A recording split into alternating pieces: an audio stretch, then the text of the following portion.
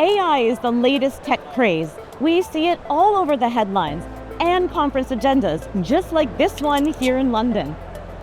With competition so fierce and skepticism running high, how can entrepreneurs stand out from all the noise?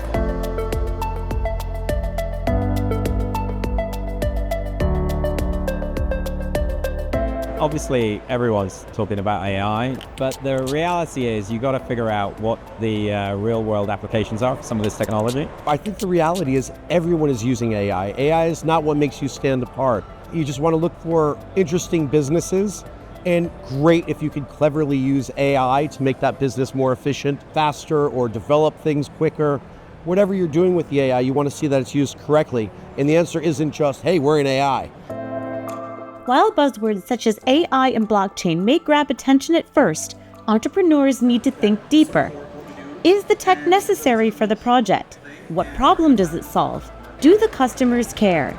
So it's not just throw blockchain at every problem and then you've got this great new thing. Investors are getting 400 pitches across their desk every year.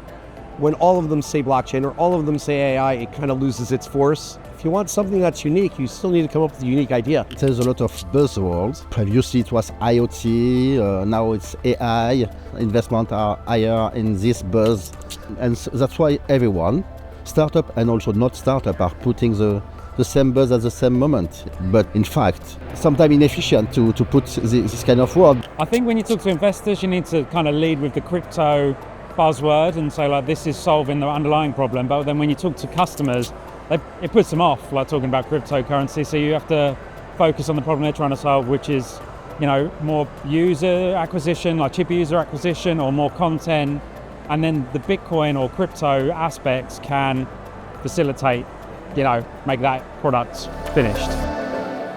A common pitfall in emerging tech is to develop a solution looking for a problem, instead of identifying the problem first. We kind of had cool tech first, because we were super interested in Bitcoin and blockchain technologies and cryptocurrencies. That was kind of our thesis of our company, like how can we disrupt industries with this tech?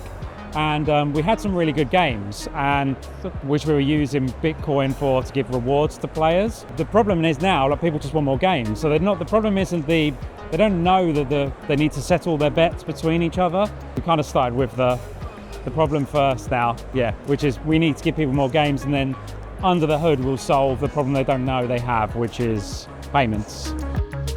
By focusing on the market needs first, startups like Thunder can then utilize emerging tech in the background to superpower their offering. There is plenty of good ideas that don't have any market, that don't have any ability to be a success. I believe that you must first find a market and look to this market. This market has some monies. We can look that there is some spaces where there's more money than the other, and we need to look to this part and see what we can develop to help this part to be more efficient. That's what we try to do on our side. Start from market to the idea.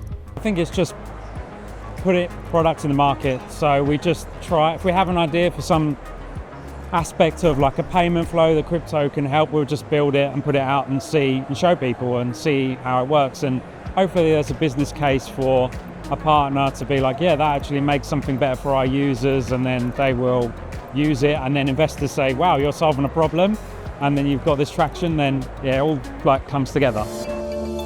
For entrepreneurs who do it right, there are also opportunities to partner with enterprises and governments who are less agile, yet optimizing their operations is of utmost importance. Emerging technology, as it continues to evolve, isn't just necessarily about the latest thing, the new feature or hyped innovation. Often those emerging technologies are solving internal problems that make those technologies more efficient.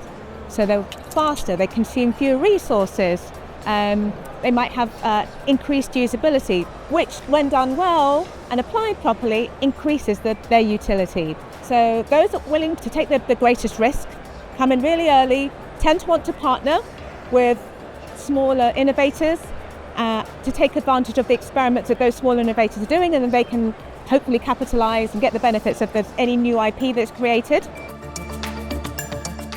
Including buzzwords in your pitch deck or website could be tempting, but if you really want to stand out from the hype, Focus on the scalable utility of the technology you are using instead.